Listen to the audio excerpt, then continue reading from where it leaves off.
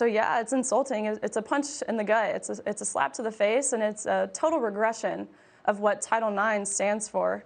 And ironically enough, I brought this. It's a letter I got from the NCAA today. I got it actually as I was walking out of the door to come to the studio, but I picked it up.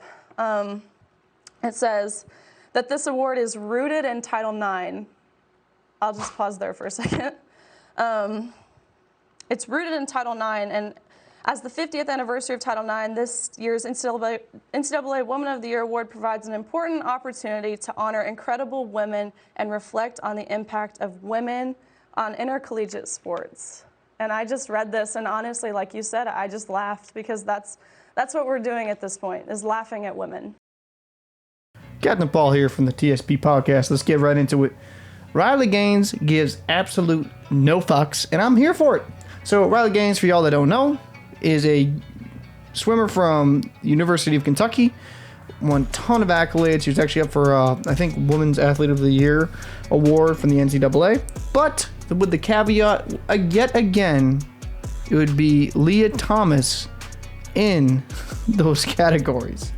And she is kind of getting some outrage from the liberals for her takes on Tomi Lauren's show from Outkick, saying that it is an injustice for her to compete against a biological man, and that to ask women yet again to be put at the back burner for men in sports is absolutely ridiculous. Now, that's a little bit of paraphrasing, so you know what? I figured, why not just get the actual tweets from the woman herself.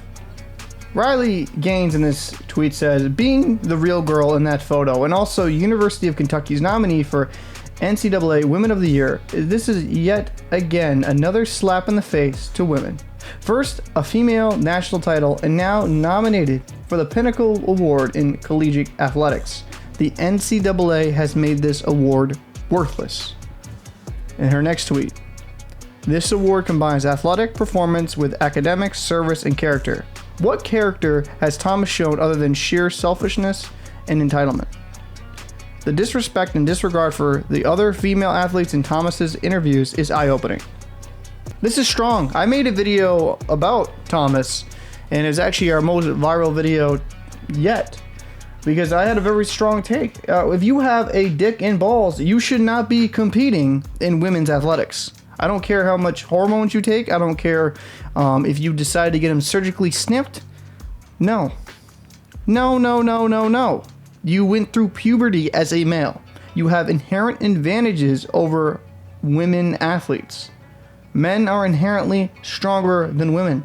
And that's not to bash women, but they made Title IX for a fucking reason, so women could have a fair and balanced way to compete in athletics.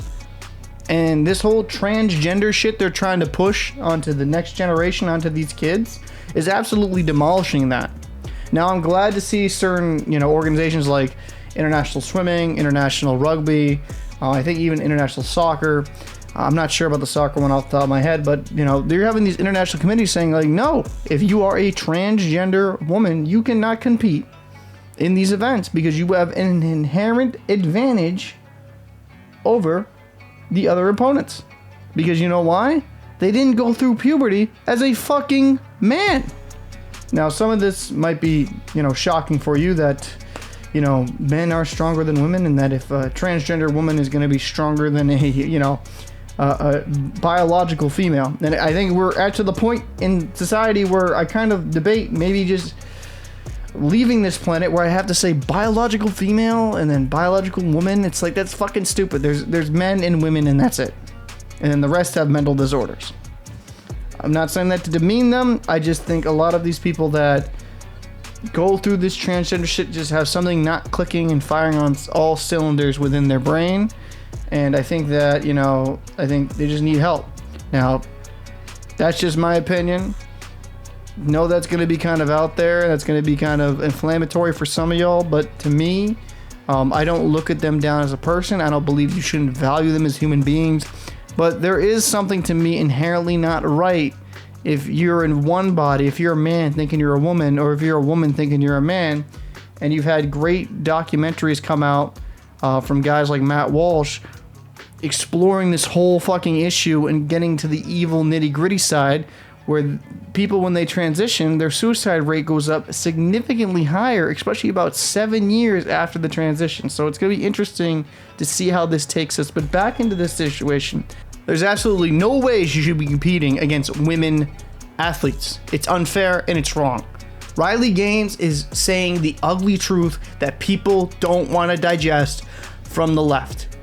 Because you know what? These women work their ass off their whole lives to do this. This is essentially their pros. This is their chance to really live out their dreams, and the liberals are fucking robbing it from them.